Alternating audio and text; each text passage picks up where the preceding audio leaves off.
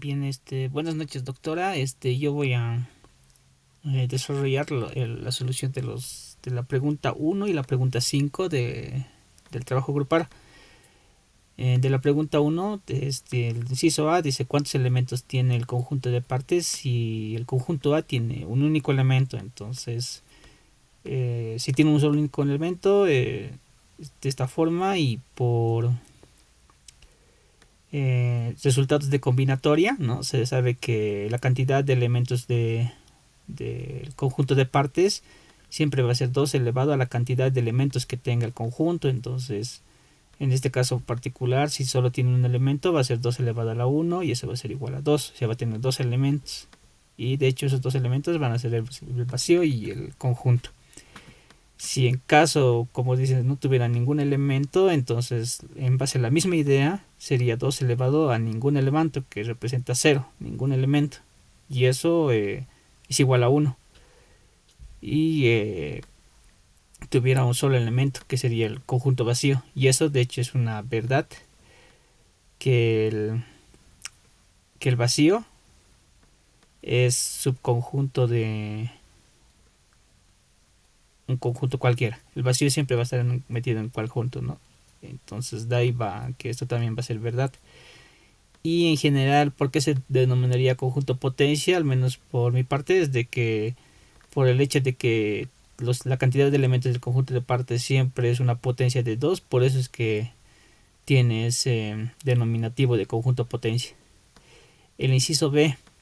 El inciso B es, se tiene una función de reales y reales, es esta, y nos pide encontrar una función g adecuando el dominio y su rango, ¿no? Y manteniendo la misma función f. Entonces, para esto, eh, en, de un teorema me he sostenido para poder hallar esta función g. Ese teorema nos dice prácticamente, más adelante está, que el conjunto de una función que sea creciente y continua en un intervalo, entonces esa función es inyectiva en ese intervalo. Entonces necesito que sea continua y necesito que sea creciente, ¿no? Monótona. Entonces, para la continuidad eso es sencillo, porque esta función x elevado a 3 es continua para todos los reales. La función identidad x es continua también para todos los reales. La suma de estos dos es igual continua para todos los reales, entonces esto es continuo para todos los reales, ¿no? Por resultados de cálculo 1. Ahora, para ver si es creciente o no creciente, igual me agarro del teorema, del teorema del criterio de la primera derivada, que nos va a decir dónde es creciente. Entonces, para esto hago, ¿no?, el proceso que es derivando de la función, me da esto, y esto va a ser mayor o igual a 0, sí, solo sí, ¿no? El caso, esto solamente se va a dar para el caso, para las x que sean en este intervalo, o sea, que sean mayor o igual a el número positivo de esto, o para el negativo que sea del otro lado. Entonces, como es una función g cualquiera, no me está pidiendo en general, entonces yo voy a tomar el caso en que x sea mayor o igual al positivo. Y el intervalo que estoy tomando es justamente desde el número positivo para hacia adelante, de este cota para hacia adelante. Por el criterio de la primera derivada, la función va a ser creciente en este intervalo, ¿no? Eso nos dice este teorema, y ya puedo tener que va a ser creciente en este intervalo. Ya tengo que es creciente en ese intervalo. Entonces, la función g va a estar definida justamente en ese intervalo donde va a ser creciente. Y si es continua en todos los reales, también va a ser continua en un trozo más pequeño, un subconjunto de los reales, que va a ser este. Entonces la función g va a estar definida de esta forma. Mi dominio va a ser este, y la imagen va a ser la misma para mantener la sobreyectividad. Entonces el teorema ya me va a decir que si es creciente y es continua, entonces esa función es inyectiva en este intervalo. Entonces la nueva función que me estoy planteando es justamente g, que está restringiendo esos dos dominios, y es sobreyectiva porque coincide con el codominio, ¿no? Y bueno, esa es la función. Ahora, para la gráfica de esta g, eh, bueno, como es creciente directamente, ¿no? Desde ese punto, desde aquí es creciente, sería de esta forma, ¿no? Ahora, para hallar la función la gráfica inversa, una opción es, dada la función, aquí, ¿no? Desde aquí, agarrar esto y planteársela para despejar la x, ¿no? O sea, es y, tenemos que es igual a x a la 3 menos x. Voy a cambiar, en vez de x le voy a poner y, aquí también le pongo y aquí le pongo x. Y despejo y, ¿no? Y es una de las formas para poder hallar la inversa. Pero como solo la pregunta nos pide gráfica, entonces para hacer la gráfica simplemente lo que estoy haciendo es el clásico, agarrar todo el eje coordenadas desde aquí, rotarlo 90 grados y luego rotarlo otra vez sobre su propio eje y me llega esto, ¿no? Esa es una forma, para toda la función, al menos que esté la gráfica aquí, siempre va a ser de esa forma la inversa. O sea, es tomar la gráfica que estamos acá, rotarlo 90 grados, aquí va a estar x y aquí va a estar y, luego volver a rotar esto pasa acá y el otro para acá y la gráfica que me sale es esa, la gráfica de la inversa. Es una forma de poder hallar la inversa solamente haciendo rotar esto 90 y haciendo rotar sobre su propio eje esto 180 grados y así. Haciendo ese manipulación, entonces hallaría la gráfica. Como solo pide la pregunta gráfica, ese es un método para poder resolver esto. Y el inciso C es, ¿no? Pruebe que el orden de diccionario es una relación de orden, ¿no? Entonces tiene que ser reflexiva, antisimétrica y, transitiva, ¿no? Entonces, lo clásico es lo que estoy diciendo aquí, es tomar tres elementos del conjunto y mostrar que sea reflexiva. Y bueno, la relación de diccionario es esta, ¿no? Que compara la primera coordenada y si no se da la primera coordenada, el otro caso es que sea igual. Y ese es el otro caso, ¿no? O son iguales o se puede comparar uno con el otro. Ese es del orden de diccionario. Entonces, desarrollando eso, primero voy a ver la reflexibilidad. Entonces, esto siempre es verdad, ¿no? Que y es menor o igual a esto, eso siempre se da. Y esto también. Entonces, eso sí, solo sí, es justamente la reflexividad. Sí, ¿no? Eso es un caso que se da, entonces sí, yo solo sí me va a dar esto. Ahora acá, para la antisimétrica. Para la antisimétrica se tiene dos hipótesis, ¿no? La hipótesis de que este va a estar relacionado y también va a estar resolviendo el anterior. A lo que se quiere concluir es que estos dos van a ser iguales. Entonces, si esto es verdad, entonces sí, solo sí se tiene esta hipótesis. Si esto es verdad, sí, solo sí se tiene esta hipótesis. Ahora, como es un y, esto va a estar vinculado con esto. Entonces, por casos, ¿no? Tomo este caso y veo si coincide ese caso con este caso.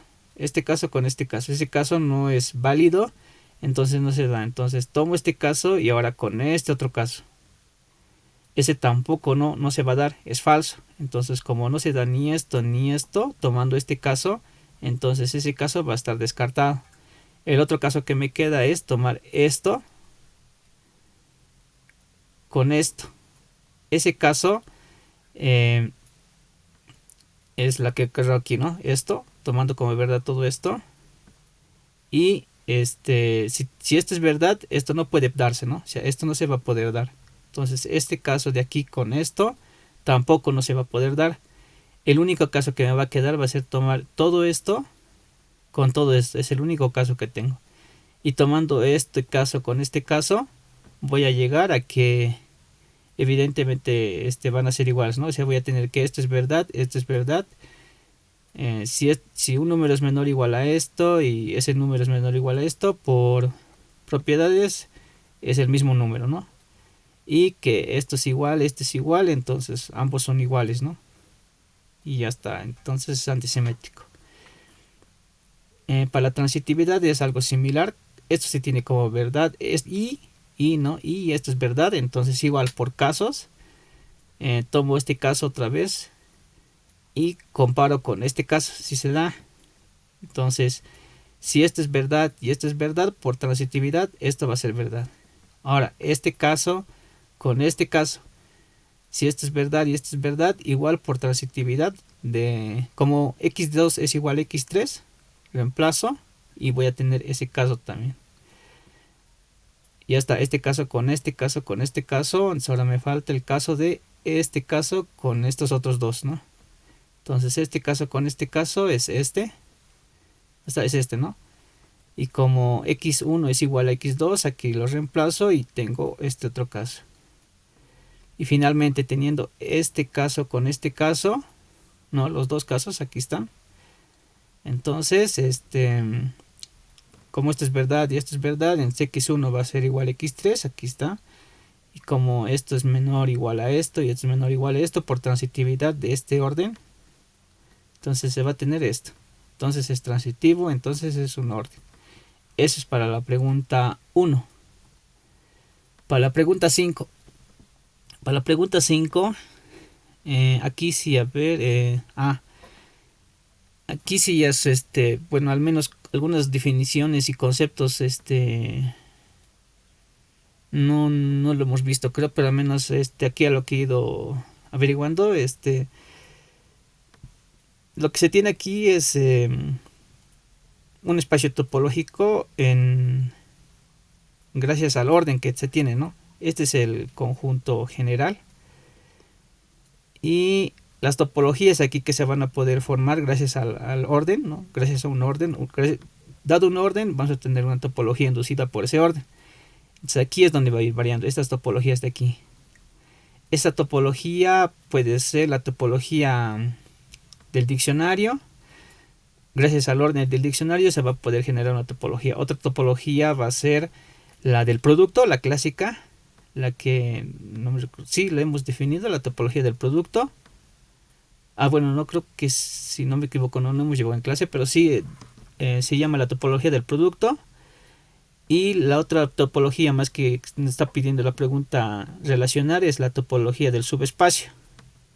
La topología del subespacio, pero la topología del subespacio heredada de la topología del diccionario, ¿no? O sea, tomo la topología del diccionario y a eso le saco el subespacio, ¿no? No es del producto, sino del subespacio.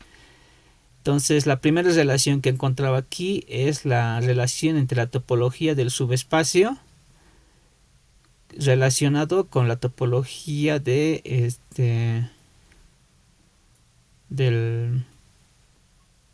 ¿cuál lo llevo aquí? ¿Dónde está? Aquí justamente está. Es con la topología del diccionario.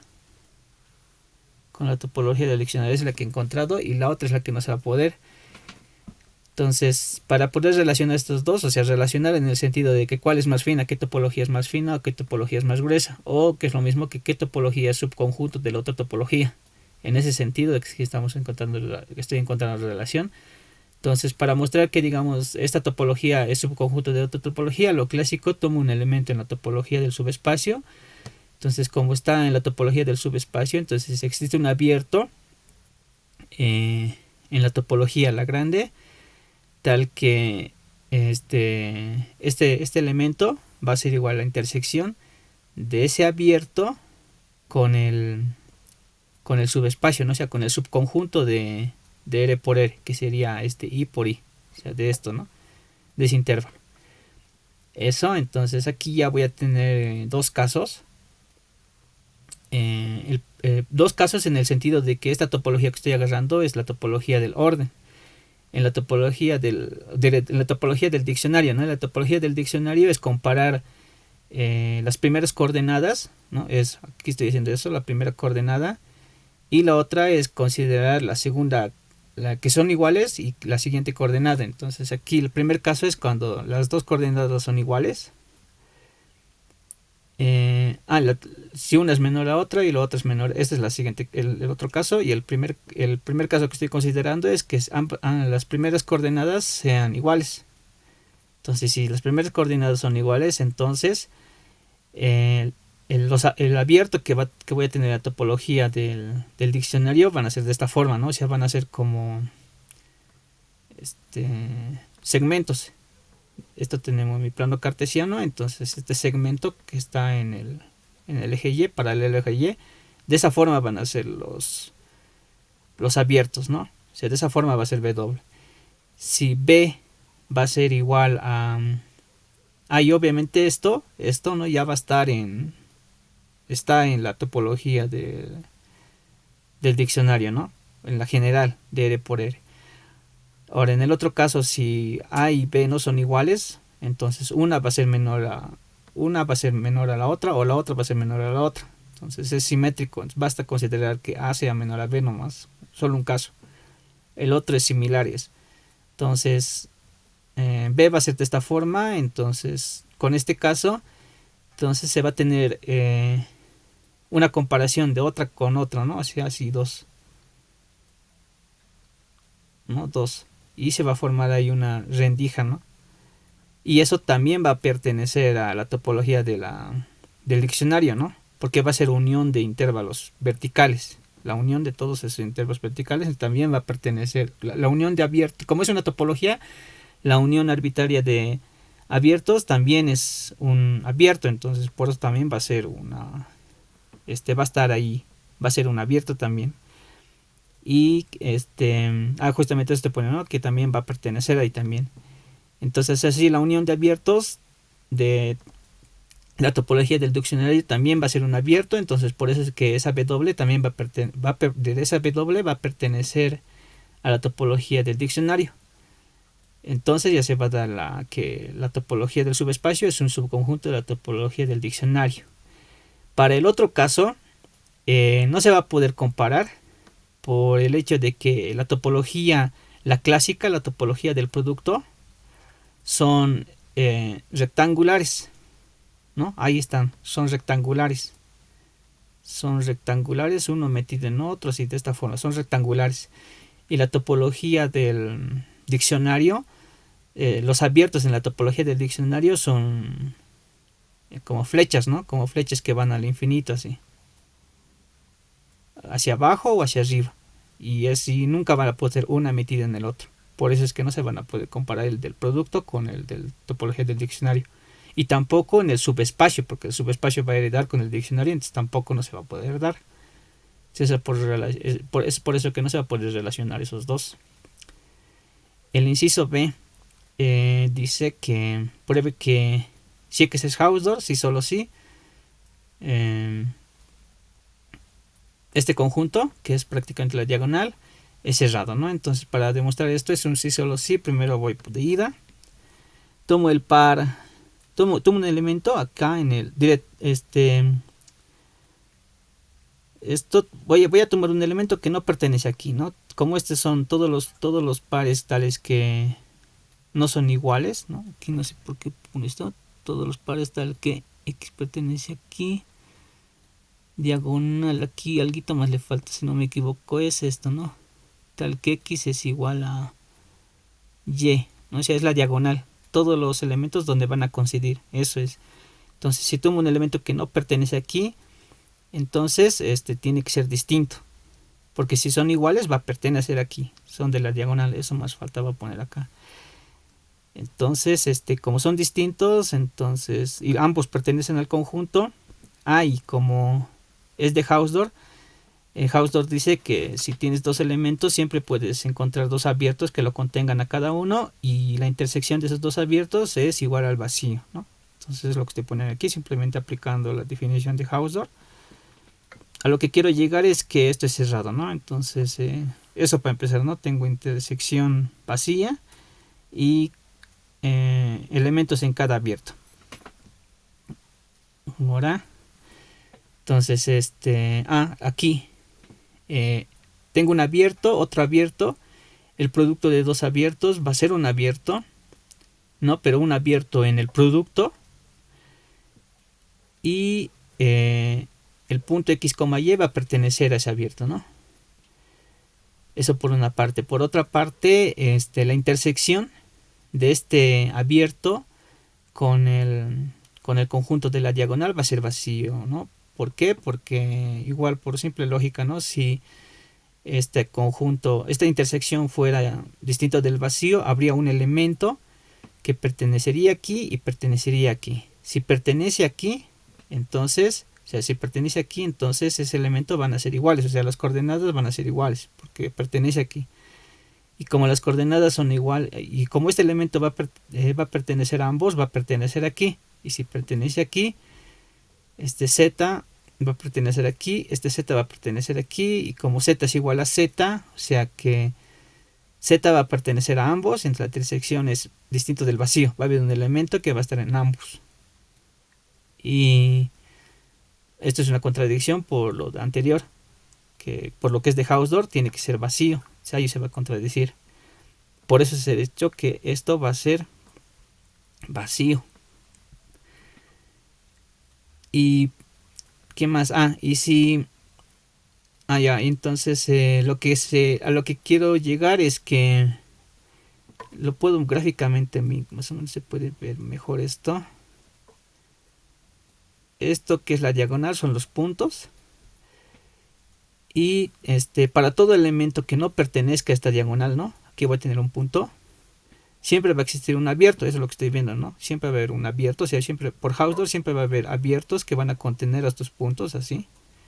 Si dado un punto aquí, va a haber un abierto aquí, en la topología del producto, ¿no? Aquí va a haber otro punto y aquí también otro abierto y así.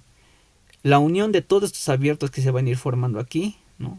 Varios abiertos. La unión de todos esos abiertos va a ser un abierto, ¿no? Va a ser un abierto. Y el complemento de la unión de todos esos abiertos, ¿no? De todos esos abiertos, es la unión de todos estos abiertos y todos estos abiertos. El complemento de todos esos abiertos, el complemento justamente va a ser esta, la diagonal. Y como estos son abiertos, el complemento va a ser cerrado. Y el complemento va a ser justamente la diagonal, ¿no? De ahí va, ¿no? O sea, esa es la idea de lo que estoy aquí mostrando eso. Esa es la demostración de la ida, ¿no? Eso. Ahora para la vuelta, tengo la hipótesis de que la diagonal es cerrado. Entonces, por definición, ¿no? Por definición, el complemento va a ser abierto. O sea, el conjunto total menos ese diagonal, menos ese pedazo, ¿no? Es el complemento. El complemento es abierto, ¿no? El complemento es abierto, entonces eso por una parte. Ahora el complemento es abierto. Ahora si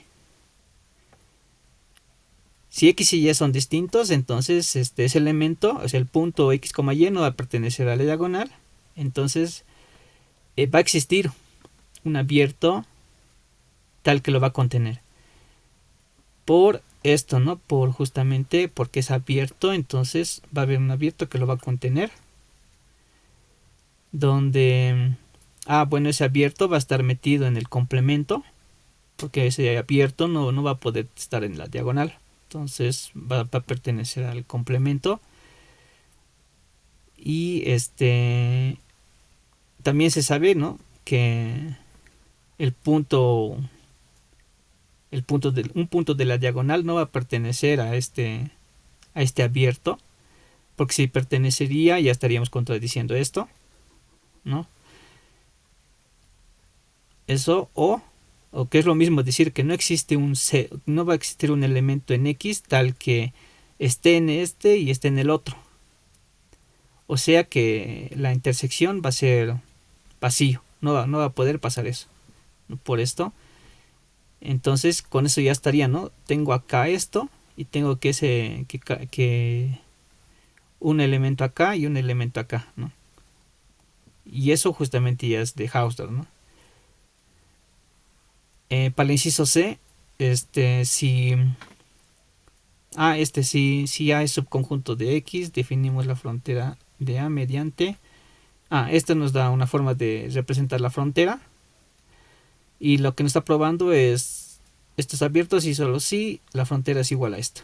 Entonces para la ida, si U es abierto, entonces el complemento es cerrado, ¿no? Esto por definición. Ahora hay una por propiedad que no sé, esto, ¿no? Si esto no es una propiedad que es igual en la clase virtual llevamos de que dice que si A es cerrado, sí, solo sí, A barra es igual a, no, eso estoy utilizando aquí. Si A es cerrado, entonces por la propiedad esta igualdad se va a dar, y a eso lo estoy llamando estrella. Ahora aquí simplemente es este desarrollo del conjunto, ¿no? Tomando esto como verdad, ¿no? Si nos dice que esto es la frontera, entonces estoy tomando. La frontera es igual a esto, ¿no? Pero esto de acá es el complemento, ¿no? Es el complemento. Y por lo de anterior, ¿no? Por lo de estrellita, esto de acá es igual a esto. Entonces esto es igual a esto. Pero todo esto por definición es igual a el conjunto menos el universo menos el conjunto, ¿no? Y de ahí a directo sale. Esa era la parte. Bueno, sí es sencillo nomás eso. Pues para volver es para volver ya razonándolo distinto. Aquí para la vuelta, ¿no? Como hipótesis tengo que esto es por hipótesis, ¿no? Que es verdad. Quiero mostrar que esto es abierto. Si quiero mostrar que esto es abierto, una forma es mostrar que su complemento es cerrado. Y a eso va justamente la vuelta. No es esto, ¿dónde está? Aquí está, para volver. Entonces voy a tomar un elemento acá, en este conjunto. Y voy a suponer que X pertenece a U, ¿no? Como una suposición. Si esto fuera verdad, entonces si X pertenece a U, entonces X pertenecería al cerrado. Y esto es por una propiedad, ¿no? Hay una propiedad que dice que todo conjunto es subconjunto, no cerrado, sino de su clausura. Todo conjunto es subconjunto de su clausura. Por esta propiedad yo puedo decir esto. Si X pertenece a U, entonces X pertenece a su clausura. Por esta propiedad. Entonces X pertenece a la intersección, ¿no? O sea, si pertenece aquí y pertenece aquí, entonces pertenece a la intersección. Ahora sí, ahora sí utilizo esta forma, ¿no? de representar la frontera. Eso voy a utilizar aquí. Que esto es igual a la frontera, según a lo que me da la pregunta. Esto me dice que es la frontera. Y aquí es donde utilizo la hipótesis. La frontera dice que es igual a esto. Entonces esto es igual a esto. Y esto por... Esto no es igual a esto, ¿no? Del complemento. Entonces X pertenece aquí y pertenece aquí. Si pertenece aquí, eso ya lo teníamos, ¿no? Antes. Pero además dice que X pertenece aquí, o sea que X pertenece al complemento, y aquí es la contradicción, que X pertenece al complemento y X pertenece a U también, al U y a su complemento de U, y esa es la contradicción. Por eso es que el caso de X pertenece a U no se va a dar. Entonces el caso que nos queda sería que X no pertenezca a U, y si X no pertenece a U, entonces X pertenece a su complemento. X pertenece a su complemento. Entonces, de aquí, ¿cómo lo he hecho esto?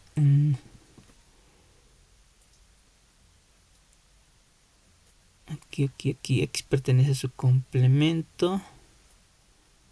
Ya, y este conjunto es subconjunto de esto, ¿no? O sea, si X pertenece aquí,